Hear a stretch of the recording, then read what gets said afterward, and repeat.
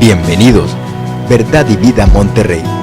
La verdad te hará libre.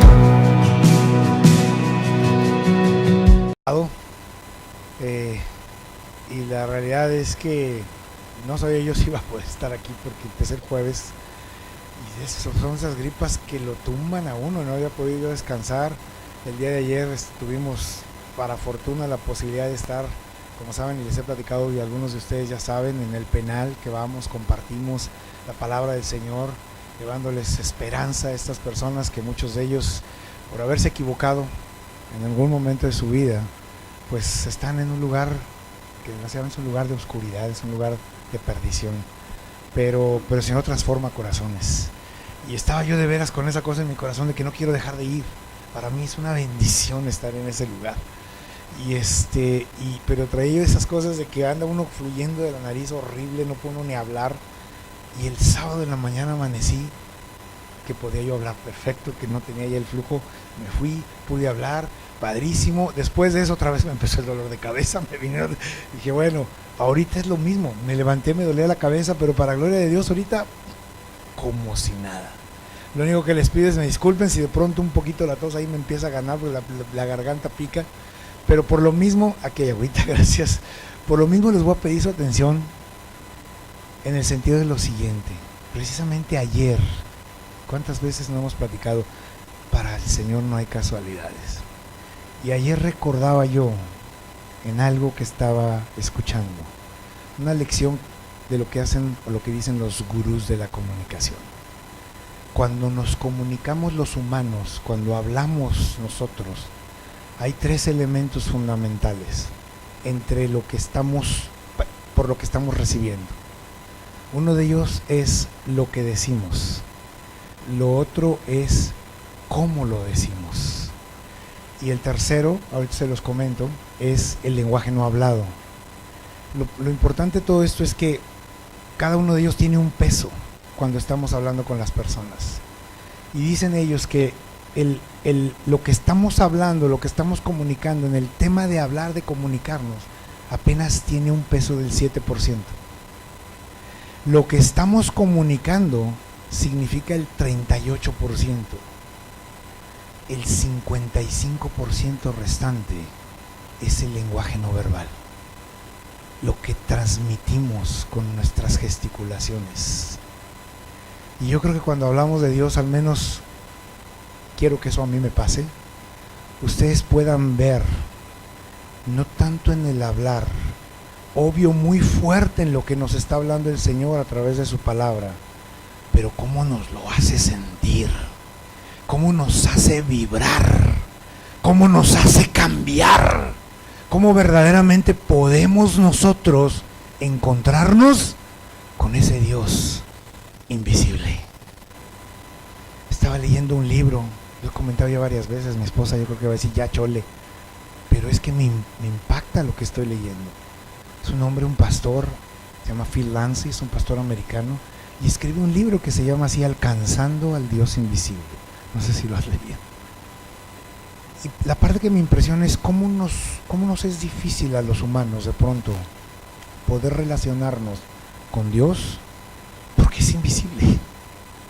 ¿Cómo puedo alcanzar a un Dios o relacionarme con un Dios no solo al que no puedo ver, sino que de pronto parece que está completamente callado, ausente, porque mis oraciones parecen no tener respuesta? Y la cosa es algo tan simple y tan complicado para nosotros, porque el Señor en toda su palabra, de manera constante, de manera continua, a lo que nos está llamando es solamente cree, solamente cree. Tú no me puedes ver, pero te pido, solamente cree. De lo profundo de tu corazón, necesito que creas en mí. Y constantemente el Señor está hablando, constantemente. Y ahorita que estábamos aquí para empezar lo que el Señor yo creo que nos quiere hablar esta mañana, me vino a mi mente y lo busqué ahorita, fíjense, como colorario para esto que vamos a hacer es en Colosenses 2:8. mira que nadie te engañe por medio de filosofías y huecas sutilezas, según las tradiciones de los hombres, conforme a los rudimentos del mundo y no según Cristo. ¿Qué estamos viendo y viviendo hoy? ¿Qué estamos viendo y viviendo hoy en el mundo?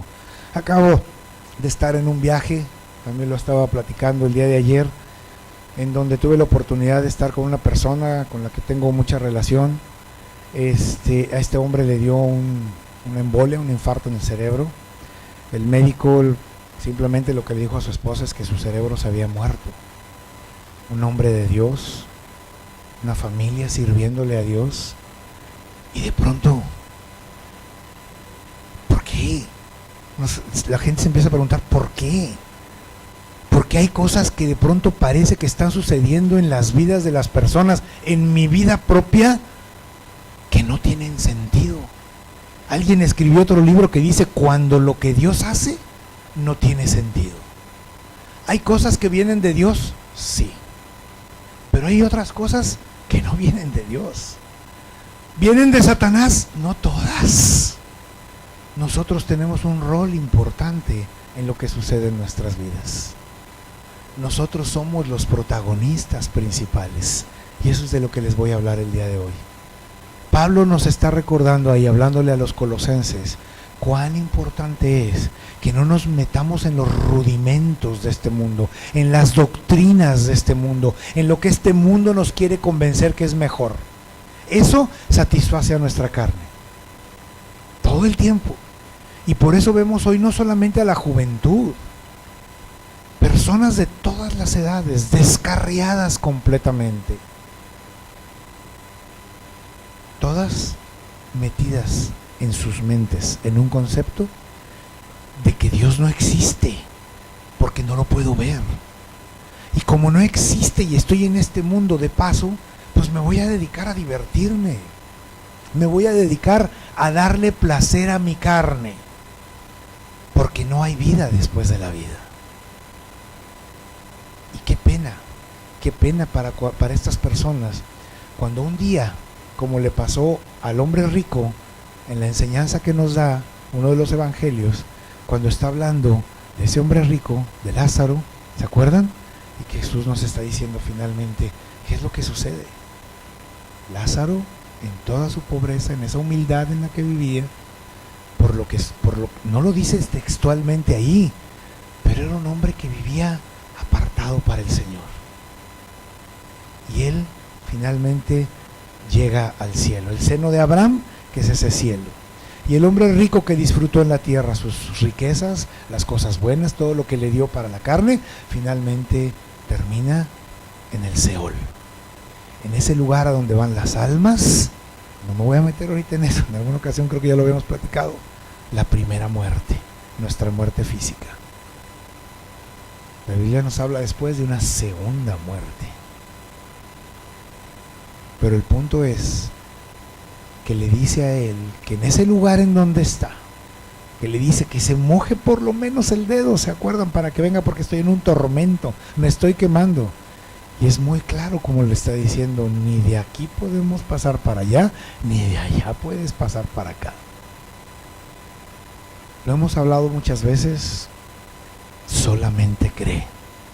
Cristo vive. ¿Hay un cielo? Sí. ¿Vamos a la Nueva Jerusalén? Sí. ¿Hay un infierno? Desde luego que sí. Desde luego que sí. Y aquellos que desgraciadamente están cerrando hoy sus ojos, sus oídos, para no entender, para no creer, llegará un momento en que, como ese hombre rico, digan: por favor, sácame de este tormento, sácame de aquí, llévame para allá. Y con todo su pesar, porque habrá pesar seguramente en el corazón del Señor por esas almas que se perdieron, va a decir: no se puede, tuviste tu oportunidad, te hablaron, te dijeron, escuchaste, pero no quisiste cambiar, no quisiste corregir tu rumbo. Así que, hablando de esto, es algo que me ha estado pues incomodando bastante. Esto que les decía, perdón, ya no terminé la idea de lo que les decía de este hombre a que le dio este infarto, vemos cómo la mano de Dios está ahí. Porque aún habiéndole, pues literalmente detectado una muerte, ¿cómo se le dice? No detectado, diagnosticado una muerte cerebral, algo pasó. Y el médico dice, pues no entiendo, no sé qué pasó, pero tu cerebro se reconectó con la otra, o sea, se reconectó a la otra mitad del cerebro en donde no estuvo el infarto. Y tiene ahora algunas limitaciones para caminar, poco de problemas de todo el lado derecho de su cuerpo, pero el hombre camina, ya maneja su auto, habla más despacito de cuando hablaba antes. Y ahora que lo vi la semana pasada dije, ¡wow! ¿Cómo? Y nos gozamos ahí mientras estuvimos platicando, porque en ese pequeño momento hablamos, dijimos, esto es para darle gloria a Dios. Esto es para darle gloria a Dios. ¡Qué tremendo! Y cómo de pronto nos perdemos. Y al mismo tiempo vemos otras cosas sucediendo. Gente que está queriendo tomar la justicia en sus manos. Un tipo que agarra un rifle y se pone a dispararle a unas personas porque son políticos corruptos. A nosotros no nos toca. Eso sucedió en los Estados Unidos. Pero podríamos decir que aquí quisiéramos hacer lo mismo. A nosotros no nos toca. A nosotros nos toca orar. A nosotros nos toca pedirle al Señor que sea Él el que venga y que su justicia se manifieste en la tierra. Con todo este contexto de cosas, les decía, lo que les quiero platicar se refiere a una vida marcada. Así le puse, una vida marcada. Y diría yo una vida enmarcada. ¿Qué es un marco? No conocemos un marco como un cuadro, ¿verdad?, donde ponemos una pintura. Me gusta pensar que el Señor tiene un cuadro de la vida de cada uno de nosotros, una pintura de la vida de cada uno de nosotros, con trazos específicos que Él hizo y que la podemos ver y que las tiene en su pared en algún lado. Y Él sabe de la vida de cada uno de nosotros. Pero como hemos hablado tantas veces, Él te dio tu voluntad y te entregó un pincel para que tú empezaras a dibujar ese cuadro aquí en la tierra. Y Él dice, yo ya tengo el mío acá, ahora empieza a trazar el tuyo, ojalá que se parezca al que tengo yo aquí. Te doy todas las instrucciones para que vayas haciendo los trazos correctos y ese dibujo se parezca cada vez más al que tengo yo aquí conmigo. No lo dice en ninguna parte en la Biblia. A mí me gusta pensar eso porque mi Dios es un Dios, nuestro Dios, que se preocupa por nosotros. Pero es un Dios que lo que nos está dando es instrucciones. Como hemos dicho en otras ocasiones, no somos robots, no creó robots. Lo que quiere es que cada uno de nosotros, en entendimiento, caminemos, decidamos caminar o en sus caminos o fuera de ellos. Nosotros somos los que los decidimos. Y vamos haciendo esos trazos, Yo espero que en la vida de cada uno de nosotros podamos ir entendiendo qué es lo que tenemos que hacer para que esos trazos vayan yendo en la dirección que Él tiene marcada para cada uno de nosotros. Y al final nos podremos dar en un momento dado cuenta de que le hicimos un rayón. Quién sabe, me enojé y agarré el pincel y... Pero lo impresionante del Señor es que como en una pintura lo puedes corregir. Es como si fuera un óleo. Pintas encima de lo que habías hecho mal y empiezas a retrasar, empiezas a redibujar, y donde habías puesto aquel manchón horrible empiezas a dibujar un sol y empiezas a dibujar cosas que muestran más lo que Dios quiere para nuestras vidas.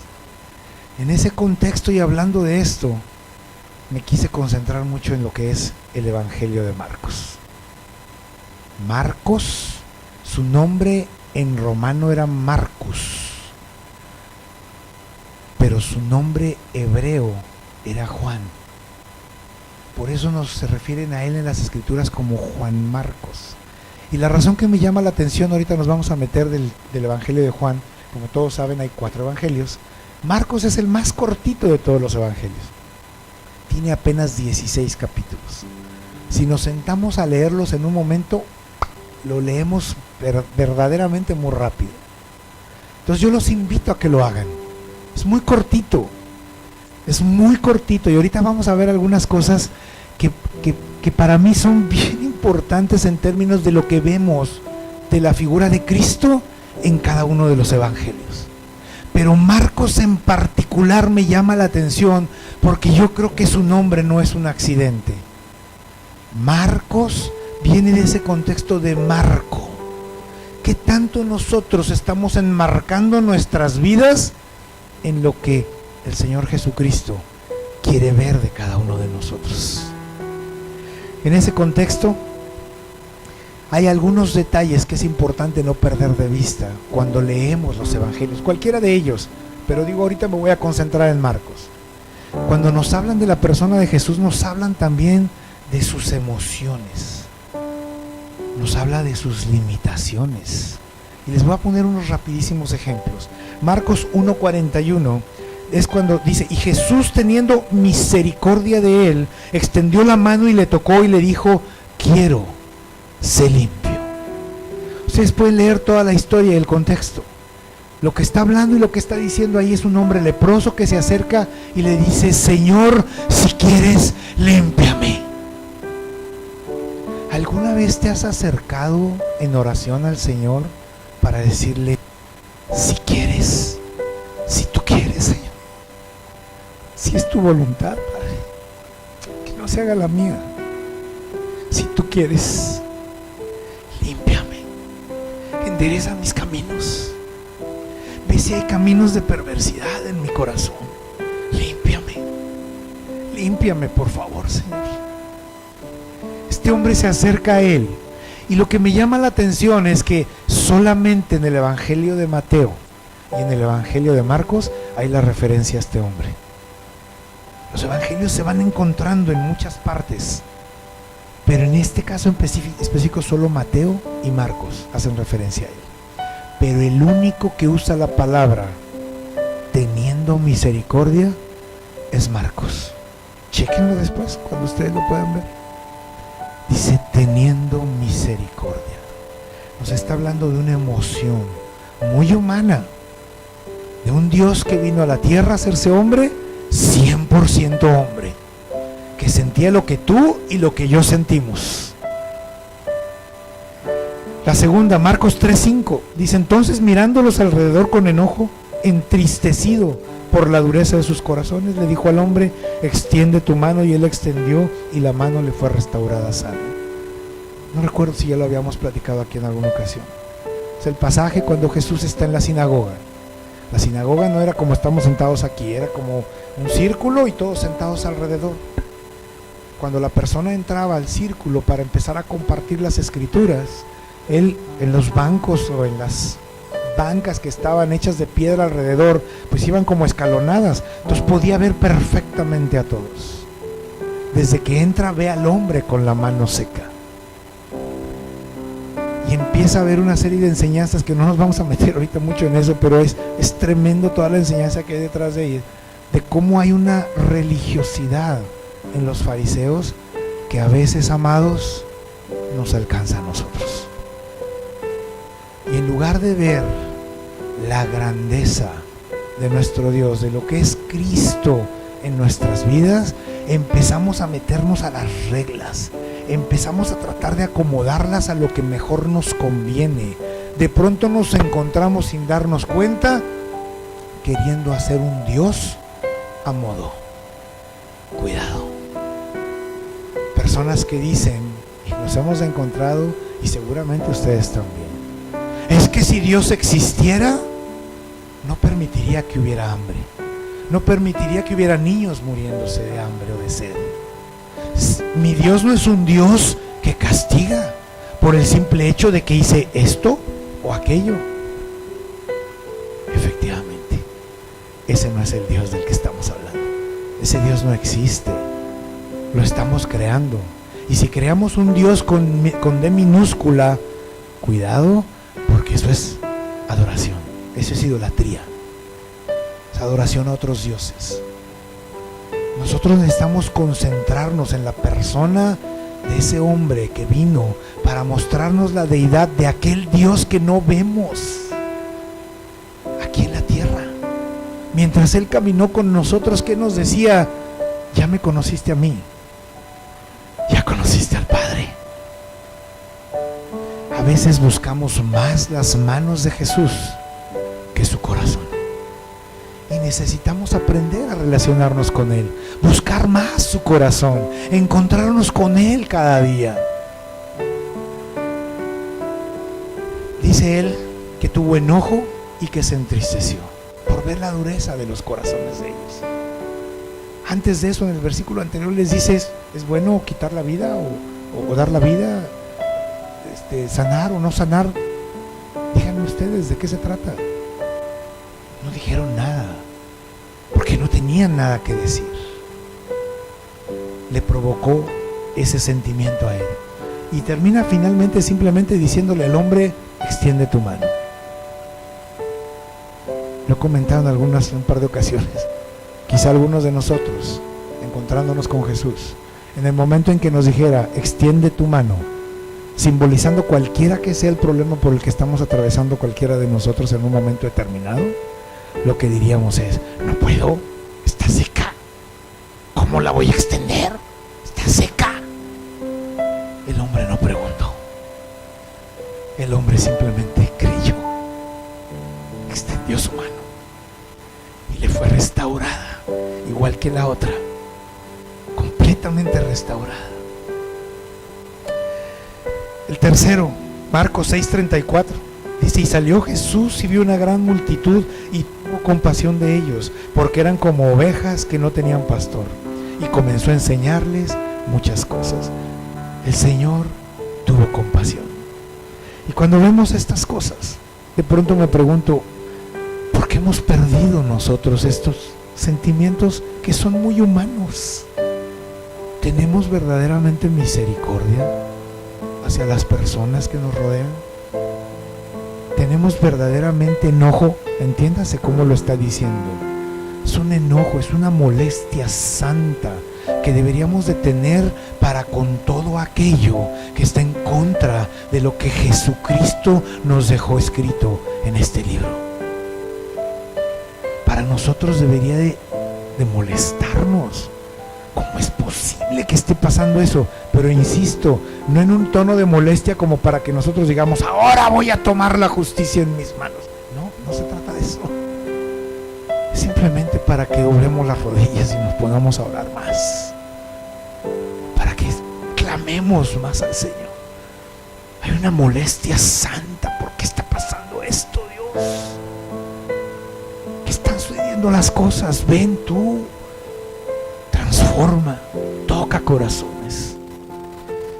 Y cuando habla de la compasión, que no es lo mismo que misericordia, algo que se hemos perdido la humanidad tremendamente, se nos ha ido la compasión por no sé dónde.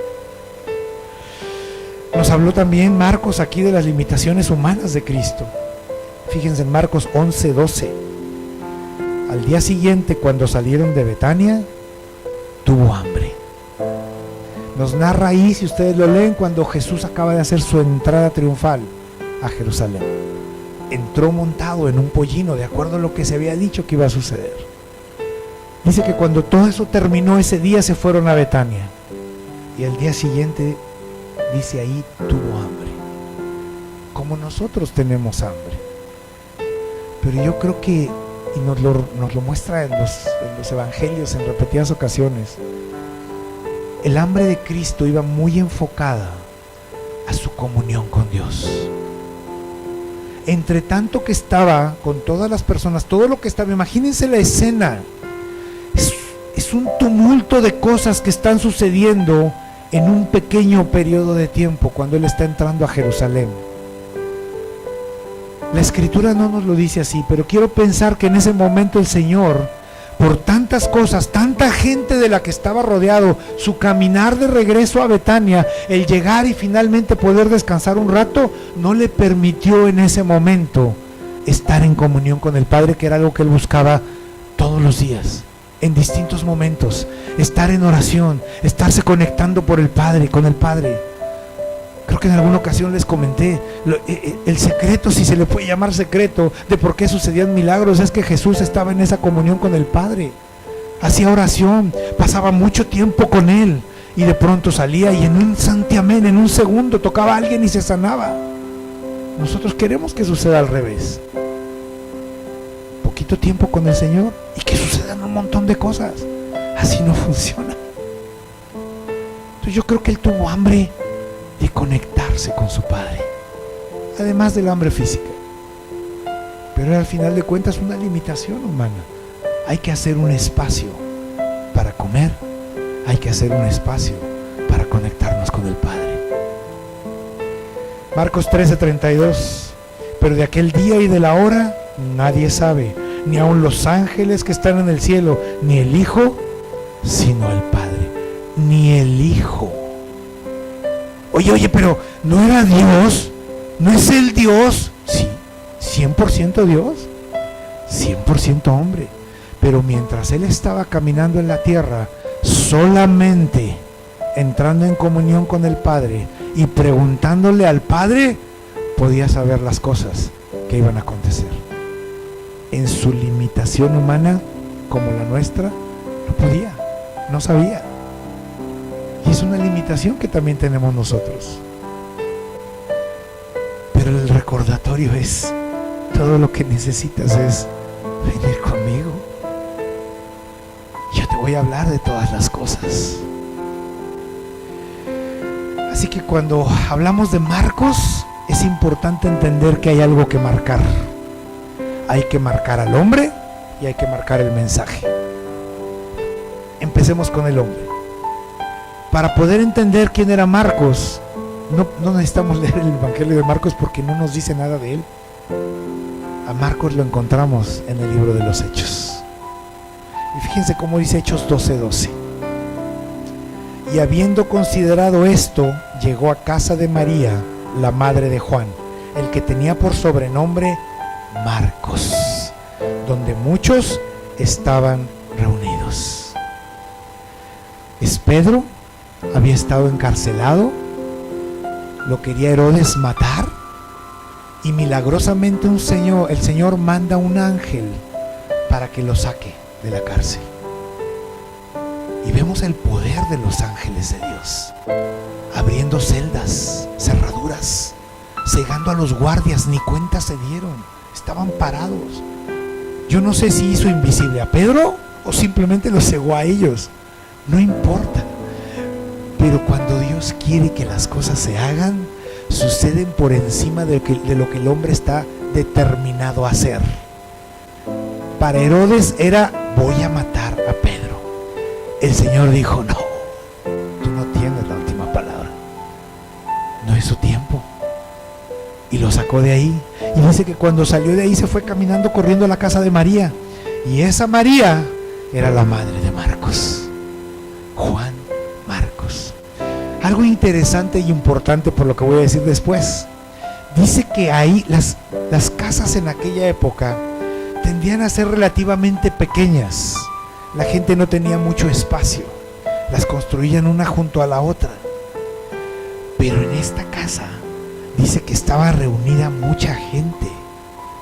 Había algunas casas que eran más grandes que las otras. Había personas que tenían más recursos que otras. Y María era una de ellas. Lo cual me habla de que Juan creció en un ambiente, en un medio ambiente en el cual pues no le faltaba realmente nada.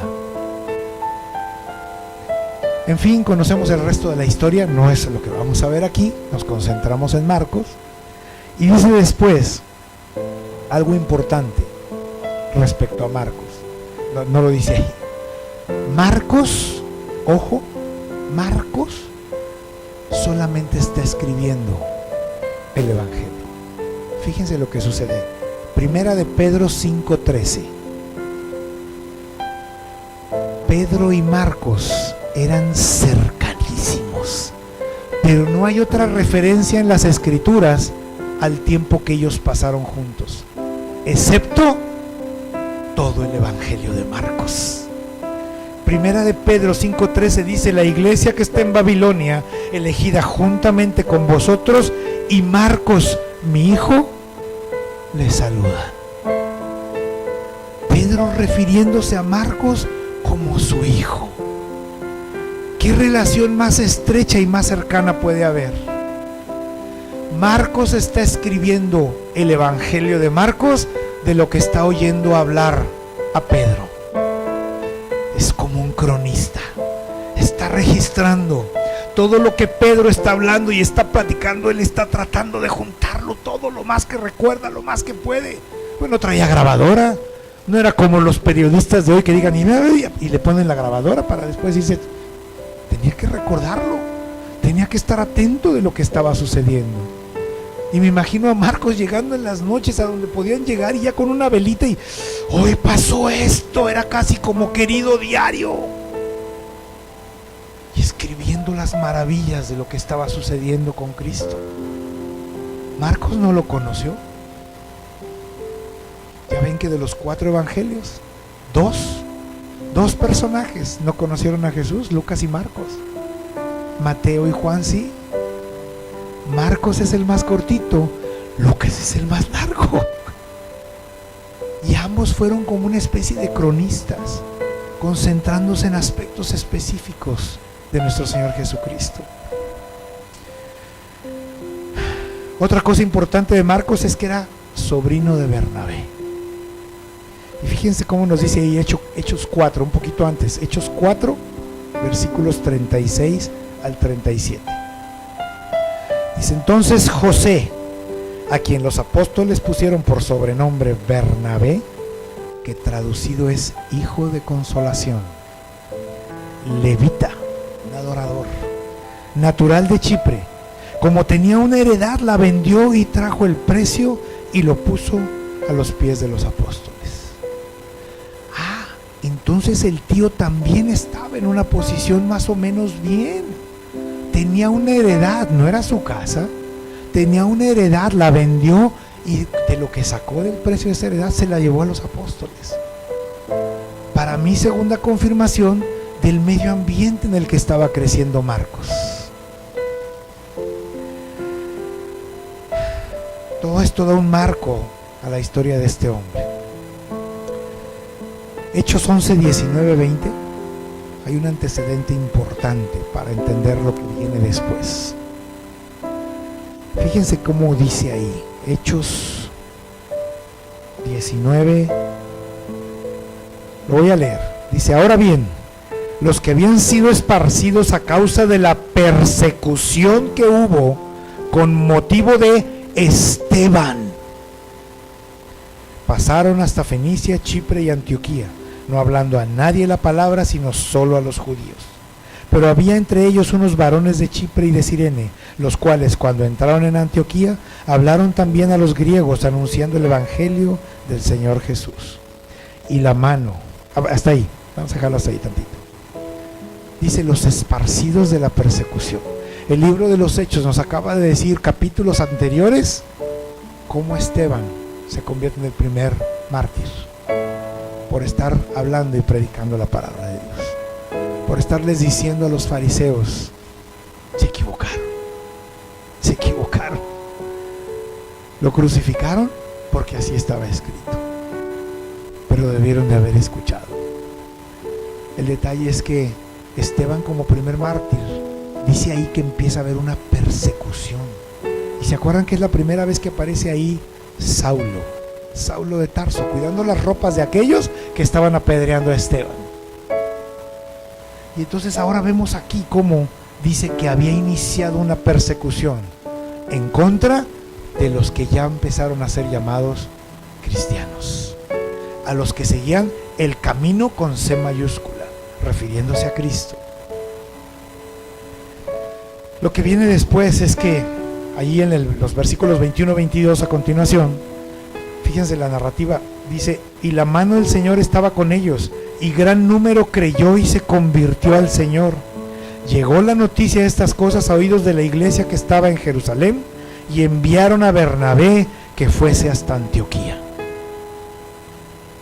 Y mandan a Bernabé a que vaya, que empiece a ver lo que está sucediendo, que empiecen a avivar el fuego de lo que Dios estaba haciendo. En medio de aquella persecución se empieza a dar el más grande avivamiento, el primer gran avivamiento. Bueno, de hecho diríamos que el segundo, porque el primero empieza un poquito antes en el libro de los Hechos, cuando empieza Pedro a hablar y hace su primer discurso y dice que 3,000, como 3,000 en ese momento recibieron al Señor.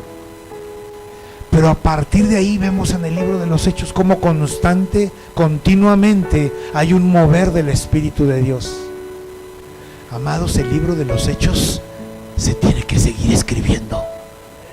Se tiene que seguir escribiendo y necesitamos hacer lo que sea necesario para que muchas más personas escuchen de Jesús, escuchen la verdad de lo que pasó y vengan y les entreguen sus vidas a Él para salvación, para eternidad, para esa vida eterna que nos ha sido prometida. El caso es que entendemos en toda esta narrativa que murió un hombre, un santo, y le llamamos mártir, pero ahí es donde de pronto entendemos, el Señor tiene sus caminos. ¿Por qué se murió Esteban? ¡Wow!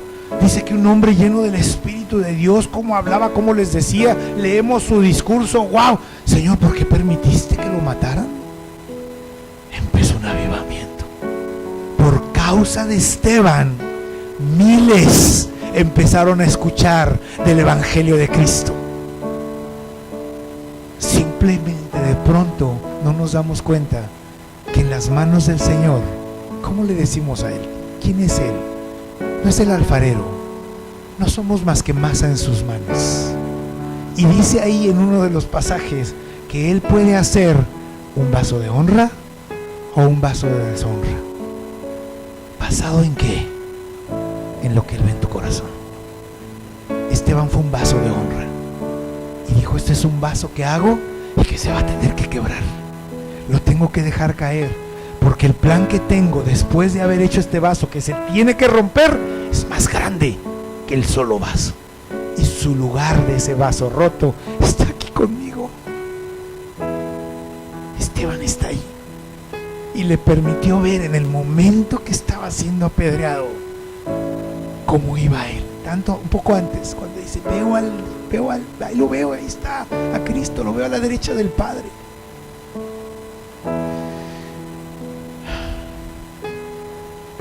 Hechos 13:13 dice, habiendo zarpado de Pafos, Pablo y sus compañeros arribaron a Perge de Panfilia, pero Juan, le hace Marcos, apartándose de ellos, se volvió a Jerusalén. Un desertor. Ayer estaba yo platicando y otro día platicaremos de eso. Hoy más que nunca estamos inmersos en lo que conocemos y llamamos la lucha espiritual. Hoy más que nunca estamos llamados a entender lo que significa ponernos la armadura de Dios. Cuando habla de la coraza de justicia, esa coraza que cubre la parte frontal, fundamentalmente para cubrir el corazón, insisto, otro día platicamos de eso. Esa coraza no tiene protección en la parte de atrás. De atrás nada más se amarra. Y yo creo que hay un mensaje importante del Señor. El Señor no espera desertores en sus líneas.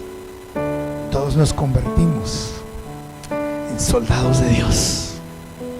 Todos pasamos a ser parte de las huestes celestiales cuando nos ponemos en oración. Todos nos volvemos parte de los escuadrones del Dios Altísimo. Y Él no espera desertores. Vamos al frente, y siempre al frente. El caso es que aquí Juan dice, no. ¿Habrá sido miedo por la persecución? ¿Habrá sido que se enojó?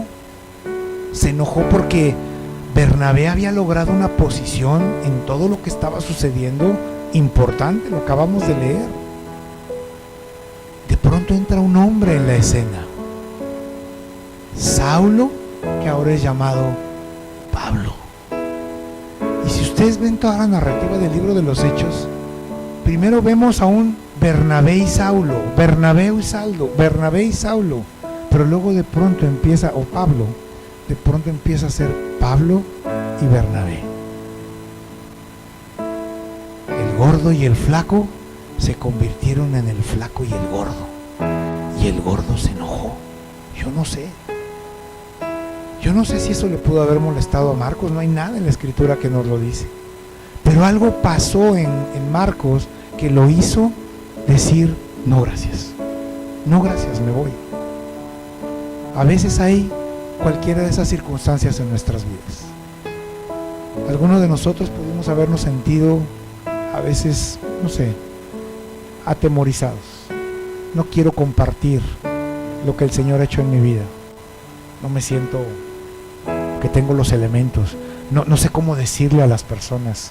Hicieron una encuesta en los Estados Unidos para ver qué las personas contestaban cuando se les preguntaba: ¿por qué no compartes del Evangelio de Cristo? Ellos pensaban que iban a haber unas respuestas de: pues es que no conozco tanto las escrituras, pues es que no me siento como que tengo todos los elementos para poder hacerlo, no conozco a tantas personas que no conocen a Cristo, me desenvuelvo en un medio donde todos son ya cristianos, entonces pues ¿cómo les comparto a otros? Pero la abrumadora respuesta fue: no comparto a Cristo por la forma en que vivo mi vida. No creo ser un buen testimonio para las personas. Qué honesta la respuesta. Y yo creo que de pronto cualquiera de nosotros nos encontramos en esa situación. Pero eso es una mentira de Satanás. Satanás no quiere que conozcamos y que nos relacionemos con él. Así que cualquiera que haya sido la circunstancia que hizo que Juan Marcos se separara, él se fue. Y luego dice más adelante cómo de alguna forma las cosas empiezan a cambiar. Pero primero dice, fíjense en la historia, Hechos 15:37. Bernabé quería que llevasen consigo a Juan, el que tenía por sobrenombre Marcos. Después de que él se había ido, empiezan su segundo viaje misionero, y ahora Bernabé le dice: vamos a llevarnos a mi sobrino.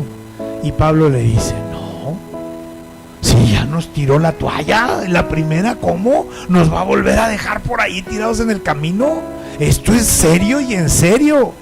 Y Bernabé pues sí va, y Pablo pues no va.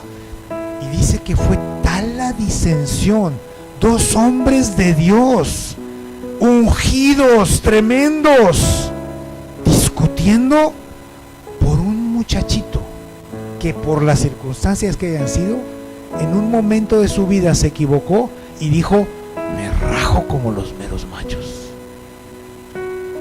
¿Qué estaba viendo Pablo? ¿Qué estaba viendo Bernabé? No lo sabemos. Pero el caso es que se separaron, se fueron por caminos distintos, y pareciera que ahí, wow, cómo una persona puede causar disensión aún en hombres de Dios, en hombres tan firmes y poderosos como ellos. Pasan los años y algo sucede. Amados, todos tenemos oportunidad, y el Señor siempre va a estar con los brazos abiertos, esperándonos a cada uno de nosotros. Algo pasa con Marcos, porque luego dice ahí, fíjense, Colosenses 4:10, Pablo hablando, es Pablo, y dice: Aristarco, mi compañero de prisiones, le saluda, y Marcos, el sobrino de Bernabé, acerca del cual han recibido mandamientos, si va con ustedes, recíbanle. ¿Qué pasó en la vida de ese hombre? Filemón 24, el mismo Pablo: Marcos, Aristarco, Demas y Lucas, mis colaboradores. Segunda de Timoteo 4:11, solo Lucas está conmigo. Toma a Marcos y tráele contigo, porque me es útil para el ministerio. ¿Qué pasó en la vida de ese varón? ¿Qué puede pasar en tu vida y en la mía que haga, si algún día desertamos, si algún día nos equivocamos, si algún día tuvimos miedo de predicar la palabra de Dios, de hablarles a Cristo de lo que Él está haciendo en mi vida? Él puede transformar tu corazón. Él puede transformar las cosas de manera que la gente que te rodea diga: ¡wow! Eres un hombre, eres una mujer de Dios. Tu vida me toca. Tu vida me ayuda a ser transformado. Y eso es lo que le pasó a él. Y en cuanto al mensaje, y para terminar, es importante entender algo. Les dije que Marcos lo único que estaba haciendo era escribir lo que escuchaba de Pedro, ¿no es cierto? Quiere decir que el Evangelio de Marcos fue dictado por un negador y escrito por un desertor. Pero qué tremenda bendición. Qué tremenda bendición. Pedro negó al Señor. Marcos se fue, los dejó. Pero ambos en conjunto vinieron a dejarnos una escritura que es impresionante y tremenda. Y necesitamos algo que es importante entender. Cada uno de los evangelios, les decía, nos está dando una perspectiva de Cristo. Si ustedes los leen y se meten profundamente a ver cada uno de los 4 evangelios, se van a dar cuenta que Mateo, la perspectiva de Mateo es de Cristo como rey. Lucas nos habla más de su humanidad. Juan nos habla de su deidad. Pero Marcos, este Marcos del que les estoy hablando, nos presenta a Cristo como siervo. Es un siervo de Dios. Nos habla de lo importante que es servirle a Él. El centro del libro de Marcos está en Marcos 10:45. Marcos 10:45 dice: porque el Hijo del Hombre no vino para ser servido, sino para servir y dar su vida en rescate por muchos.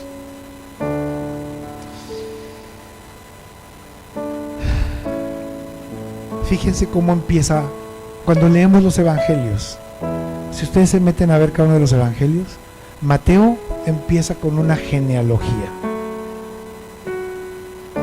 Sí, es una genealogía tremenda. Lucas empieza diciendo en una narrativa que le está escribiendo a Teófilo: te voy a dar la historia de todo lo que sucedió. Juan empieza diciéndonos: en el principio era el Verbo. Marcos empieza diciendo: este es el principio del Evangelio de Jesucristo. Y continúa en el versículo 2: he aquí yo envío mi mensajero delante de tu faz, el cual preparará tu camino delante de ti. Voz del que clama en el desierto: preparad el camino del Señor, enderezad sus sendas. Lo primero que estamos oyendo en el Evangelio de Marcos es la voz de Malaquías. Lean Malaquías. Esa fue una profecía de Malaquías. Voz del que clama en el desierto. Juan el Bautista viniendo para recordar, para decir: arrepiéntanse, bautícense. Viene uno atrás de mí, viene uno que trae algo maravilloso para ustedes. Prepárense, preparen sus corazones. Me imagino a Juan, lo escuchamos ahí cuando estamos leyendo los evangelios, y como les decía: arrepiéntanse. Pero me lo imagino diciendo: preparen sus corazones, estén listos, porque viene a depositar algo en ustedes que no saben lo que les viene a dar. Es algo maravilloso. Conocerán la verdad y la verdad los hará libres, porque Cristo dijo: yo soy el camino, soy la verdad, soy la vida, y nadie viene al Padre si no es a través mío. ¿Qué hay de complicado en eso?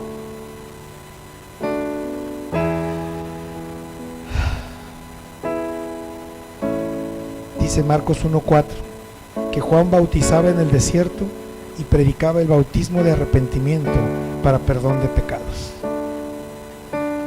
Me imaginé una escena de aquellos, alguna vez lo han visto en alguna película o algo así, un escuadrón especial de personas que los mandan a desarmar bombas. su vida está en peligro.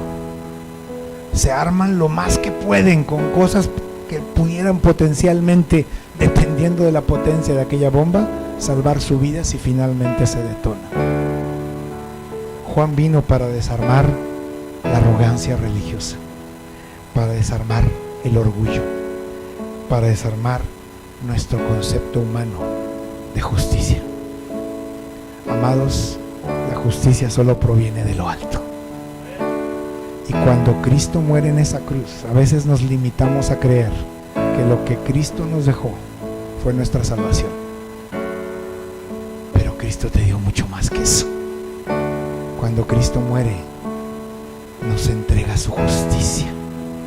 Posicionalmente nos volvemos justos en Cristo.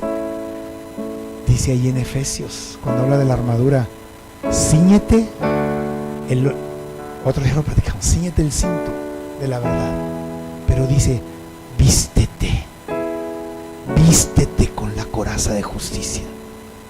Cuando estás vestido en justicia, es cuando podemos estar delante del Padre con una justicia que nosotros en nuestra humanidad no podemos alcanzar. Punto. Así que, amados, los invito, los conmino. Estamos en tiempos difíciles, complicados, pero tenemos un Dios que lo único que nos pide es creer en Él. No tiene una varita mágica, no es un hada que concede los deseos. Nada en la Escritura nos dice que una vez que venimos a Él, todos nuestros problemas van a ser resueltos. Al contrario. Pero vamos a aprender una forma distinta de hacer las cosas. Satanás, escúchenme, Satanás tiene un límite. Es como al perrito que le pones una correa. Satanás tiene una correa. No puede ir más allá del límite en el que el Señor se lo permite. Punto. Y si se lo permite, como se lo permitió con Job, es para que aprendas algo. Simplemente para que aprendamos algo. Amén. Vamos a orar. Amado Padre, te damos gracias, Señor, en esta mañana. Gracias, bendito Rey, por el recordatorio que traes. Por este mensaje que yo te pido, Señor, se haga un rema en el corazón de cada uno de nosotros. Padre, que venga y quede grabado, Señor. Que podamos vivir nuestras vidas como tú nos mandas a vivirlas. Que podamos enmarcar nuestras vidas en tus evangelios, en el evangelio de Cristo, Señor, en aquello que tú nos has dejado escrito, para que el cuadro que estamos dibujando de nuestras vidas se parezca cada vez más al que tú tienes allá arriba contigo, Señor. En el nombre de Cristo Jesús, Padre, en esta hora yo declaro bendición en la vida de cada una de las personas aquí presentes, aquellos que no nos han podido acompañar en este día, cada familia aquí representada, Señor. Tu bendición, tu unción, Padre, por encima de todas las cosas, permítenos ver más allá de lo que es palpable a nuestros ojos. Permítenos ir más allá de lo que mis ojos naturales me permiten ver, porque yo puedo pisar en donde siento que hay piso, pero tú me mandas a pisar en donde yo veo que ya no hay piso. Gracias, bendito Rey. Gracias por la vida de cada persona. Úngelos, Señor, llévalos con bien a sus lugares, a sus casas. Que esta semana, Padre, sea una semana donde tu Espíritu sea manifestado en la vida de cada uno de ellos.